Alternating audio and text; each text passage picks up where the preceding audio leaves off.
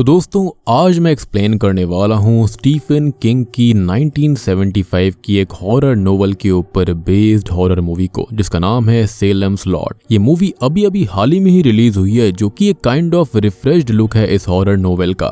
Movie interesting है, आपको देखने में काफी मजा आएगा और एंड में मैंने आपको ओरिजिनल एंडिंग भी बताई है, यानी कि नोवेल की एंडिंग के अंदर क्या होता है, तो उन डिटेल्स को मिस बिल्कुल मत करना। सेलेम्स लॉट 2024 एक American supernatural horror thriller movie है जिसको लिखा और डायरेक्ट किया है गैरी डॉबरमैन ने। और दोस्तों मैंने हाल ही में ही काफी बढ़िया फिल्म्स को एक्सप्लेन किया है, जैसे कि अपार्टमेंट 7A जो कि रोजमेरीज बेबी का प्रीक्वल है, साथ ही साथ प्लेटफॉर्म 2 को जो कि प्लेटफॉर्म 1 का प्रीक्वल है। अगर आपने इन दोनों को नहीं देखा है जाकर देख लेना, दोनों का ही लिंक आपको नीचे डिस्क्रिप्शन पिन कॉमेंट दोनों में मिल जाएगा। तो चलिए अब बिना किसी देरी के चलते हैं सीधा वीडियो की तरफ।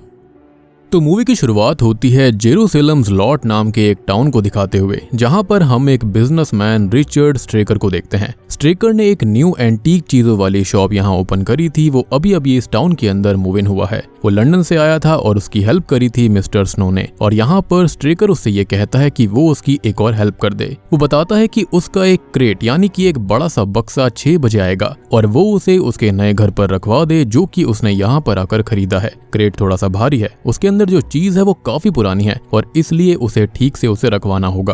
अब मिस्टर स्नो कहता है कि ठीक है, वो उसे ध्यान से रखवा देगा। तभी स्ट्रेकर उससे पूछता है कि उसे पता है ना कि उसका नया घर कौन सा है, जिस पर मिस्टर स्नो कहता है कि हाँ वो जानता है, वो मार्स्टन हाउस है। दरअसल मार्स्टन हाउस वहाँ पर काफी पॉपुलर था और उसका रीजन ये होता है कि वहाँ पर कई साल पहले खून हुए थे और टाउन के लोगों के हिसाब से वो घर हॉन्टेड हाउस है। तभी शाम को मिस्टर स्नो एक ड्राइवर के साथ स्ट्रेकर का सामान लेकर उसे मार्स्टन हाउस के अंदर रखने के लिए जाता है। जहां पहुंचकर ड्राइवर डर रहा था। वो कहता है कि उसके दादाजी ने बताया था कि मार्स्टन हाउस में कई साल पहले ह्यूबर्ट मार्स्टन नाम का एक आदमी रहता था और उसने अपनी बीवी को गोली मारकर उसे खत्म कर दिया था। और वो और उसका कारण ये था कि वो सेटन वर्शिपर हुआ करता था। अब उसकी बात सुनकर मिस्टर स्नो ये कहते हैं कि ये सब झूठी कहानियां हैं। जिसके बाद वो दोनों उस क्रेट को लेकर उसे अंदर रखने जाते हैं। क्रेट वाकई में काफी भारी था। इसी बीच क्रेट उनके हाथ से छूट जाता है, जिसके बाद उसके अंदर से मिट्टी निकलने लगती है। वो इस बात को समझ नहीं पाते कि आखिर इसमें मिट्टी क्या कर रही है। अब यहाँ मिट्टी क्यों थी वो फिलहाल हमें नहीं पता। खैर यहाँ वो उस क्रेट को रख कर जाने लगते हैं कि तभी हम नोटिस करते हैं कि क्रेट के अंदर कोई था और वो था बार्लो। और अगर किसी ने सेलेम्स लॉट नोवेल पढ़ी होगी तो उसको पता होगा कि यहाँ पर बार्लो एक एंशिएंट और काफी पावरफुल वैम्पायर है। बार्लो मिस्टर स्नो को हिप्नोटाइज करके अपने पास बुलाता है, लेकिन तभी ड्राइवर उसे कहता है कि उन्हें अब यहाँ से निकल जाना चाहिए। उसकी बातें सुनकर वो उसके साथ चला जाता है और तभी हम बार्लो की एक झलक देख पाते हैं, जो कि काफी डरावना था। अब यहाँ जो मिट्टी उसके क्रेटर में थी वो बार्लो की नेटिव सॉइल है,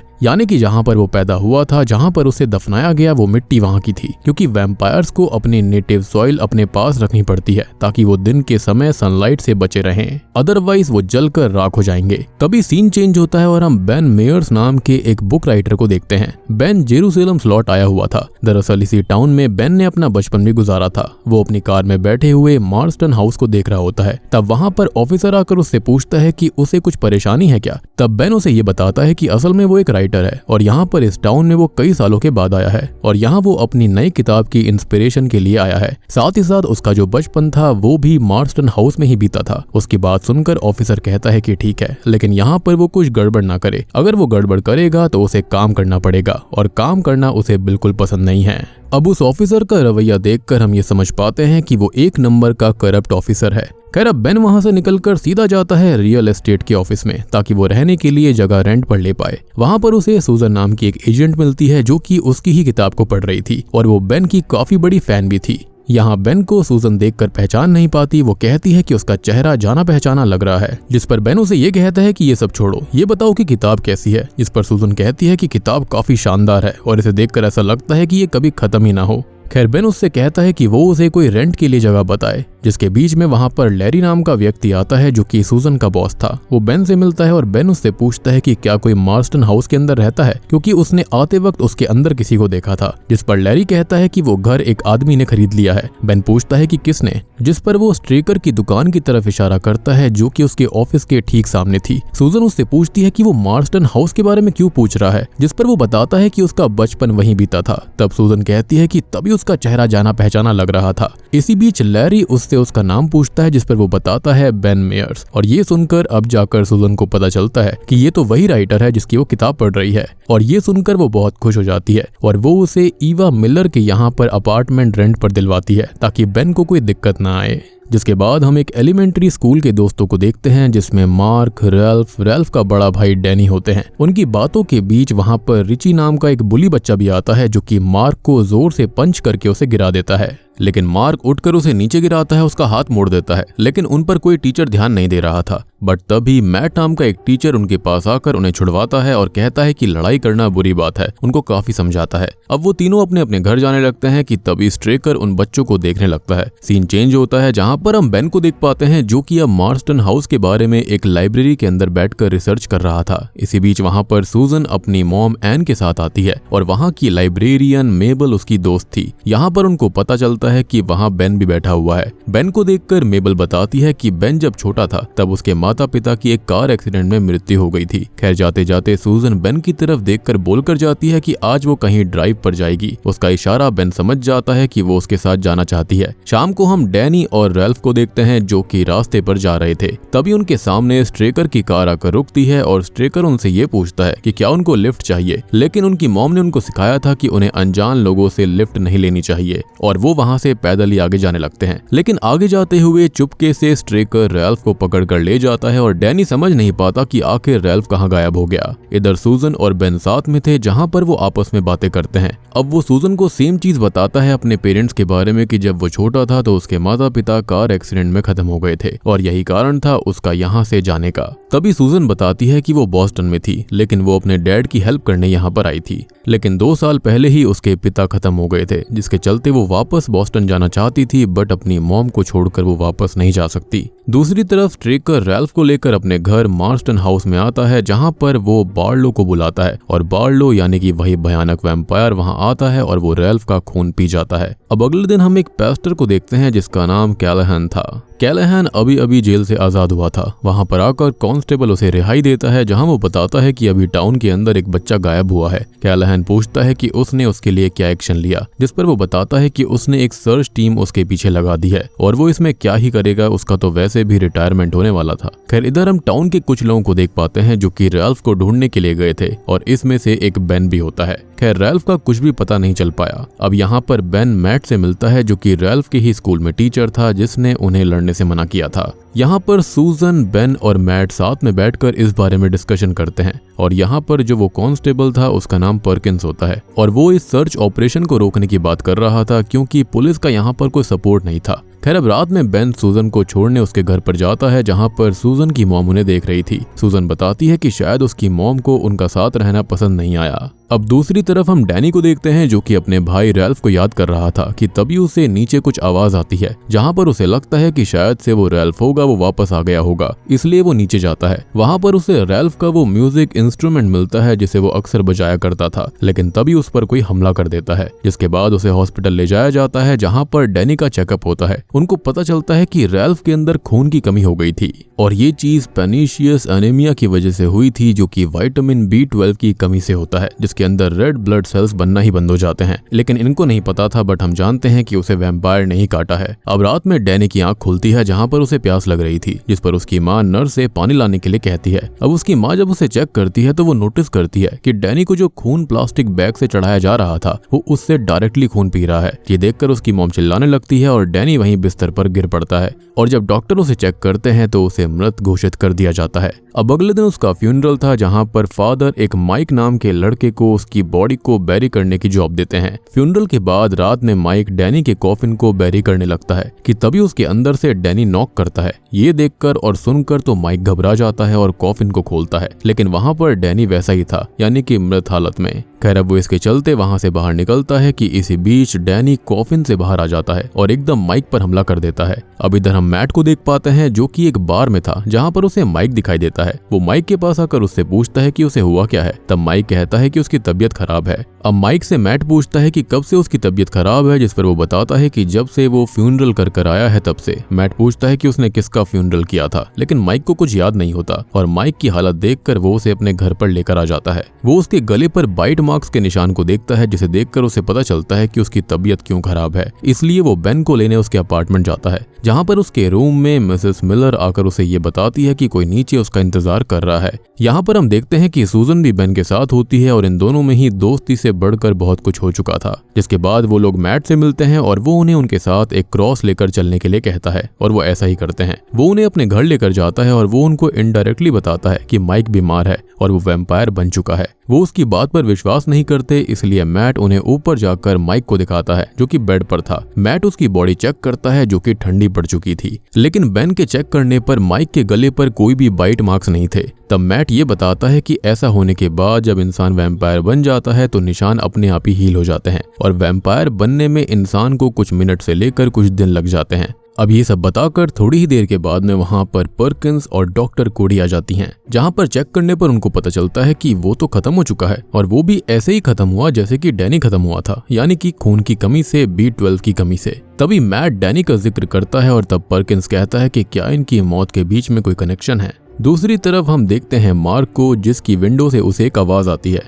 यहाँ पर आता है सेलम्स लॉट का सबसे आइकॉनिक कल्ट क्लासिक सीन, जो कि original cult classic mini movie के अंदर भी था। डैनी विंडो से बाहर खड़े होकर मार्क से विंडो ओपन करने के लिए कहता है। वो उसे हिप्नोटाइज करता है और उसे अपने साथ चलने के लिए कहता है कि मिस्टर बार्लो उससे मिलना चाहते हैं। उसकी बात सुनकर मार्क समझ जाता है कि कुछ तो गड़बड़ है, कुछ तो गड़बड़ है दया, और वहीं पर रखा हुआ क्रॉस भी चमकने लगता है। डैनी के आगे बढ़ने पर मार्क उस पर क्रॉस लगा देता है, जिससे कि वो वहां से भाग जाता है। जिसके बाद में वो अपनी कॉमिक बुक को निकालता है और वैम्पायर्स के बारे में जानने लगता है। उधर मैट भी एक किताब से वैम्पायर्स के बारे में जानने की कोशिश कर रहा था, लेकिन तभी वहां पर माइक आता है जो कि अब एक वैम्पायर था। वो उससे कहता है कि मिस्टर बार्लो उससे मिलना चाहते हैं, लेकिन मैट को क्रॉस दिखता है जो कि चमक रहा था और वो उस क्रॉस से उसे भगाने लगता है, लेकिन माइक चालाकी से उस पर हमला करता है और इसी बीच मैट घायल हो जाता है, लेकिन क्रॉस की वजह से माइक उसे कुछ कर नहीं पाता। उधर हॉस्पिटल में डॉक्टर कोडी होती हैं और नर्स डॉक्टर कोडी के पास आकर उनको बताती हैं कि डैनी की मॉम जो है वो खत्म हो चुकी है, और तो और वो उसको ये भी बताती है कि जो माइक की लाश थी वो भी हॉस्पिटल से गायब हो चुकी है, जो कि बहुत बड़ी बात थी। ये जानने के बाद डॉक्टर कोडी मैट के घर जाती हैं, जहाँ पर वो मैट को घायल देखती हैं। वो मैट को सब कुछ बता देती हैं। यहाँ पर मैट भी उसको सब कुछ बताता है, जिसके बाद में वो, मैट, सूजन और बेन एक साथ बैठकर अंदाजा लगाने लगते हैं कि ये किसकी वजह से हुआ है, और उनके माइंड में एक ही नाम था और वो था मिस्टर स्ट्रेकर। जब से वो यहाँ पर आया है तब से यहाँ पर ये सब हो रहा था, और उनको ये भी पता था कि वो जो वैम्पायर था वो मिस्टर बार्लो ही था। वो अंदाजा लगाते हैं कि जरूर स्ट्रेकर बार्लो का आदेश मानता होगा और इन सब में उसका बराबर का हाथ है,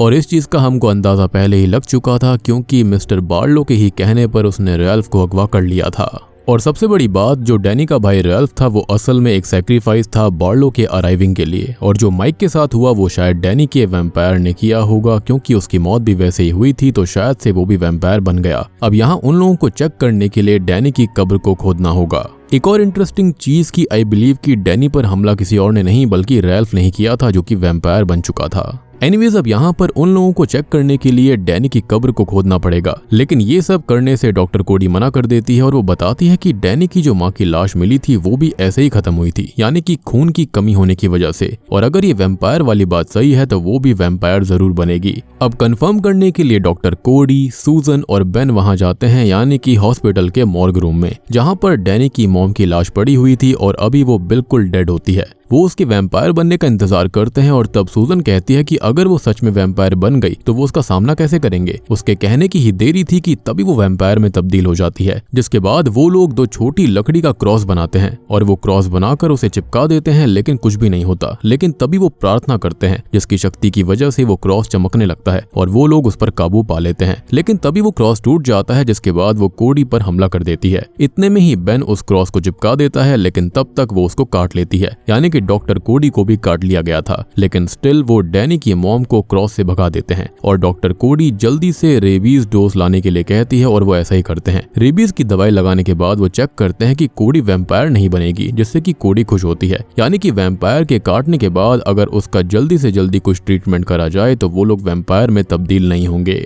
कौन जानता था कि वैम्पायर के काटने के बाद में अगर रेबीज का इंजेक्शन लगा दिया जाए तो वो उसकी काट बन जाती है। और ये चीज मुझे थोड़ी सी वियर्ड लगी, लेकिन चलो मूवी के अंदर बताया है तो इसको मैंने भी आपको बता दिया। अब इधर हम मार्क को देख पाते हैं जो कि अकेला ही मार्स्टन हाउस जाता है एक वुडन स्टेक लेकर। हम जानते हैं कि जो वैम्पायर्स होते हैं वो वुड से भी डरते हैं। बेसिकली वो भी वैम्पायर को मारने के लिए गया था, उसने काफी किताब पढ़ ली थी। वो अंदर जाता है जहाँ पर मैट पहले से ही होता है। इसी बीच बाहर से स्ट्रेकर उन्हें अंदर बंद कर देता है और तब मिस्टर बार्लो बाहर आता है और मैट और मार्क बाहर जाने का रास्ता ढूंढते हैं। जहाँ पर उन्हें रास्ता तो मिल जाता है लेकिन वहाँ पर सीढ़ियां ही नहीं थी ऊपर जाने के लिए, तो मैट उसे ऊपर उठाकर चढ़ा देता है। लेकिन तभी मैट को बार्लो पकड़ लेता है और मार्क को स्ट्रेकर वो उसे बांध देता है, लेकिन वो किसी तरह खुद को छुड़वाकर और स्ट्रेकर को नॉकआउट करके वहां से भाग जाता है। इधर दूसरी तरफ बेन, सूजन और डॉक्टर कोडी मैट से मिलने उसके पास जाते हैं, लेकिन उसके घर के ऊपर वो लोग कुछ वैम्पायर्स को देखते हैं, जिससे उनको पता चल जाता है कि अब मैट भी खत्म हो चुका है। इसलिए नेक्स्ट डे वो लोग फादर कैलाहन से मिलने जाते हैं। वो उसे सारी सिचुएशन समझाते हैं और इसी बीच वहां पर मार्क आता है जो कि होली वाटर लेने आया था। वो उन सबको बताता है कि उसे पता है कि बार्लो एक वैम्पायर है, यहाँ वो बार्लो को ही मारने जा रहा था। वो उनसे कहता है कि उसने स्ट्रेकर को तो मार दिया है लेकिन बार्लो अभी भी बचा हुआ है। फादर उसे उस जगह पर लेकर जाने के लिए कहते हैं जहाँ ये सब हुआ था, जिसके बाद वो वहाँ पर जाते हैं। वहाँ जाने पर मैट उनके ऊपर हमला कर देता है, जो कि अब एक वैम्पायर बन गया था। वो बेन के पीछे पड़ जाता है और बेन किसी तरह उससे बचकर उसे वुडन स्टेक से मार डालता है। दरअसल अब सभी टाउन वालों के ऊपर खतरा था, इसलिए वो डिसाइड करते हैं कि सनसेट से पहले वो टाउन वालों को एक साथ चर्च में इकट्ठा करेंगे। खैर टाउन पहुंचकर उनको पता चलता है कि टाउन के ज्यादातर लोग या तो भाग चुके हैं या फिर वो उनका शिकार बन चुके हैं, यानी कि वैम्पायर्स बन चुके हैं। यहाँ पर कोडी पर्किन से मिलती है जो कि टाउन छोड़कर भाग रहा था। डॉक्टर कोडी उसे रोकने की कोशिश करती है लेकिन वो नहीं रुकता। इधर बेन और सूजन की मॉम को लेने जाते हैं, लेकिन वहां पर जाकर उनको पता चलता है कि उसकी मॉम भी अब बार्लो की सर्वेंट बन चुकी है, उसने उसे हिप्नोटाइज किया होगा। इसी बीच एक वैम्पायर आकर सूजन को काट लेता है, जिसके बाद बेन उसे उस वैम्पायर से छुड़वाकर बाहर लेकर जाता है। तभी हम मार्क को देख पाते हैं जो कि फादर कैलाहन के साथ उसके पेरेंट्स को लेने आया था, लेकिन उसके माता पिता उनकी बात पर विश्वास नहीं करते कि तभी बाहर से कुछ आवाज आती है, जहां पर मार्क के पिता बाहर चेक करने जाते हैं और तभी क्रॉस चमकने लगता है, यानी कि वैम्पायर्स आसपास थे। अब बाहर जाकर मार्क के डैड का भी वही हाल होता है, वो खत्म हो जाते हैं और अंदर खुद बार्लो मार्क की मॉम को मार डालता है। अब यहाँ फादर कैलाहन मार्क को भगा देता है और खुद बार्लो का सामना करने लगता है। वो उसे क्रॉस दिखाता है लेकिन वो काफी शक्तिशाली था, इसलिए वो उस वैम्पायर को हैंडल नहीं कर पाता और मारा जाता है।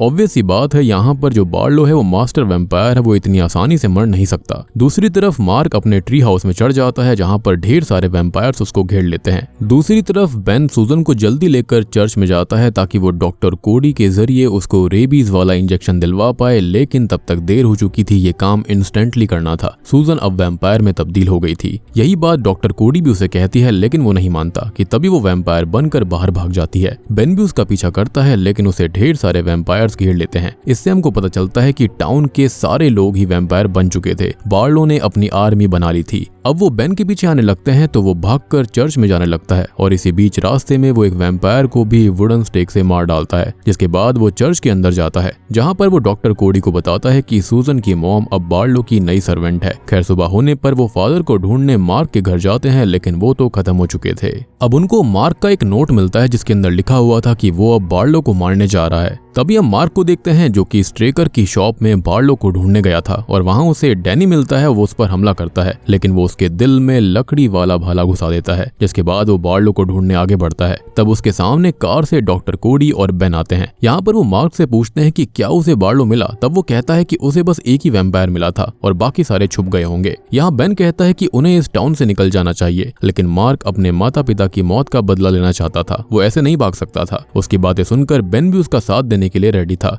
लेकिन ऐसा करने से पहले उनको ये पता लगाना जरूरी था कि आखिर वैम्पायर छुपे कहाँ हुए हैं। तभी बेन नोटिस करता है कि शहर में एक भी कार नहीं है, मतलब जरूर वो लोग अपनी कार के अंदर ही छुपे होंगे। वो एक जगह पहुंचते हैं जहाँ पर ढेर सारी कार पार्क्ड हो रखी थी। उसमें चेक करने पर बेन को सूजन मिलती है जो कि कार की डिग्गी में सो रही थी, मतलब कि यही सारे वैम्पायर्स थे। वो धूप से बचने के लिए कार्स के अंदर सो रहे थे। अब यहाँ पर डॉक्टर कोडी बेन को उसे खत्म करने के लिए कहती है, लेकिन बेन की हिम्मत नहीं होती क्योंकि वो उससे प्यार करता था। इसलिए डॉक्टर कोडी खुद उसे मारने लगती है, लेकिन तभी सूजन की मॉम उसे शूट करके मार डालती है। और अब वो बार्लो की सर्वेंट बन चुकी थी, हिप्नोटाइज हो चुकी थी, जिसके चलते वो उन्हें मारने पर तुली हुई थी। उसके गन शॉट से बचने के लिए वो लोग छुप जाते हैं, लेकिन इसी बीच वहां अंधेरा होने लगता है, जिसकी वजह से सारे वैम्पायर्स जाग गए थे और वो मार्क और बेन पर हमला कर देते हैं। अब तभी बेन मार्क को छुपने के लिए कहता है, लेकिन हम देखते हैं कि एक तरफ वैम्पायर, दूसरी तरफ सूजन की मॉम उन पर हमला करने लगती है। तब मार्क एक कार में बैठकर सबसे पहले वहां का एक बड़ा बोर्ड गिरा देता है, जिसकी वजह से जो सनलाइट रुकी हुई थी वो उन वैम्पायर्स पर पड़ जाती है, जिससे कि वो वो सब जलने लगते हैं। साथ ही साथ मार्क सूजन की मॉम को भी टक्कर मार के खत्म कर देता है, जिसके बाद वो बार्लो को ढूंढने लगते हैं। तब वहां पर उनको एक वैन मिलती है जिसके अंदर बार्लो का कॉफिन था। वो उस कॉफिन को बाहर निकाल कर खोलने लगते हैं, लेकिन वो खुलता ही नहीं है। तभी बेन कुछ टूल्स को लेने जाता है उसे खोलने के लिए, और यहाँ पर सूर्य अस्त भी होने लगा था। इतने में ही बेन उस टूल की मदद से उसे खोलने लगता है, लेकिन तभी वहां पर सनसेट हो चुका था और बार्लो कॉफिन से बाहर आने लगता है। यानी कि अंधेरा तो बार्लो के फेवर में था। उसे बाहर आता देख वो दोनों छुप जाते हैं, लेकिन अंदर बेन पर सूजन हमला कर देती है।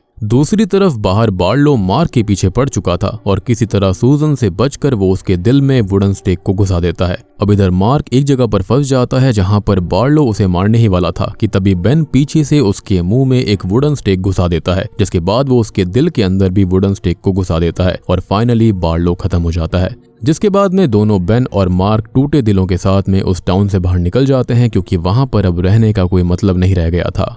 और बूम, इसी के साथ में ये मूवी यहीं पर खत्म हो जाती है। तो दोस्तों, ये थी सेलेम्स लॉट फिल्म की कहानी। उम्मीद करता हूँ कि आपको ये कल्ट क्लासिक फिल्म का रीमेक या फिर एक तरह से ये कहें कि रिफ्रेश्ड लुक पसंद आया होगा। अब बात करते हैं बार्लो के बारे में। तो बार्लो का पूरा नाम है कर्ट बार्लो और ये एक एंशिएंट वैम्पायर है जो कि काफी शातिर और शक्तिशाली भी है। ये इजीली लोगों को हिप्नोटाइज कर सकता है। एंड आई बिलीव कि यहाँ पर एक और चीज शायद से हुई है। जो स्ट्रेकर था ना, वो लंदन से यहाँ पर आया ही इसलिए था ताकि इस टाउन के अंदर वो तबाही फैला सके। माइट भी उसे बार्लो ने वहीं लंदन के अंदर ही हिप्नोटाइज कर लिया होगा और खुद को यहाँ पर इम्पोर्ट करवा लिया। आई मीन पॉसिबिलिटी है, मेरी थियरी है ये। अब इसके बारे में इतनी ही इन्फॉर्मेशन है। बात करें कि क्या सच में बार्लो मर गया था, तो इसका आंसर मेरे ख्याल से हाँ है, क्योंकि वैम्पायर्स को जब भी मारा जाता है तो उनकी जो ग्लोइंग आईज होती हैं वो फ्यूज हो जाती हैं, जिसकी वजह से पता चलता है कि वैम्पायर मर चुका है। अब शायद से ऐसा भी हो सकता है कि कोई उसे अपना खून पिला दे या फिर उसे फिर से जिंदा कर दे, तो हो सकता है कि वो फिर से जिंदा हो जाए, लेकिन अभी के लिए तो वो शांत हो चुका था। आई मीन यहाँ पर वैम्पायर्स के बारे में इतनी सारी अलग अलग मूवीज, अलग अलग कॉन्सेप्ट दिखाए गए हैं कि समझ में नहीं आता कि वैम्पायर वाकई में खत्म हुआ या फिर नहीं हुआ। अब जैसे कि आपने अगर ड्रैकुला अनटोल्ड मूवी देखी होगी, तो उसके अंदर जो वैम्पायर होता है यानी कि व्लाड जो होता है, वो अंत में सनलाइट की वजह से मर जाता है, लेकिन कोई इंसान आकर उसे अपना खून पिला देता है, जिसके चलते वो फिर से जिंदा हो चुका था। तो यहाँ पर काफी अलग अलग कॉन्सेप्ट्स हैं, बट आई स्टिल बिलीव कि जो बार्लो है वो शायद से खाली कुछ टाइम के लिए रुक चुका है, जब तक उसके हार्ट के अंदर वो लकड़ी घुसी हुई है। जैसे ही पड़ी लकड़ी निकल जाएगी और फिर से खून उसे मिलेगा, तो शायद वो फिर से जिंदा हो जाए। अब बात करें कि स्ट्रेकर और बार्लो ने जेरूसलम टाउन को ही क्यों चुना था, तो इसका सिंपल सा आंसर है कि ये टाउन काफी छोटा सा था और काफी करप्ट भी था। यहाँ पर टाउन के लोग बिल्कुल केयरलेस थे।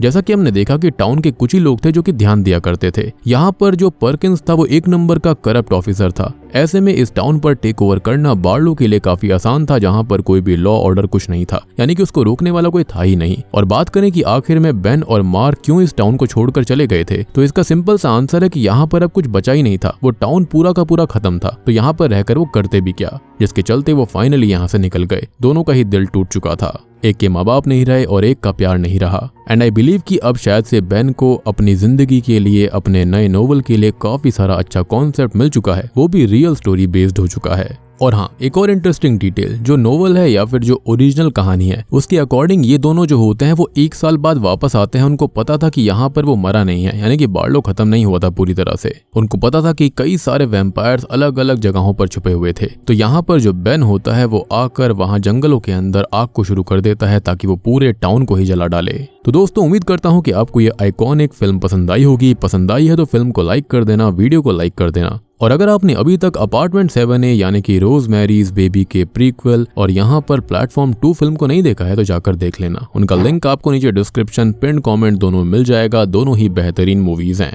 और मैंने काफी डिटेल में बताया है, तो आपको ऐसी वीडियो कहीं और देखने को भी नहीं मिलेगी। तो मैं आप सबको मिलता हूँ अगली वीडियो के साथ में, तब तक के लिए।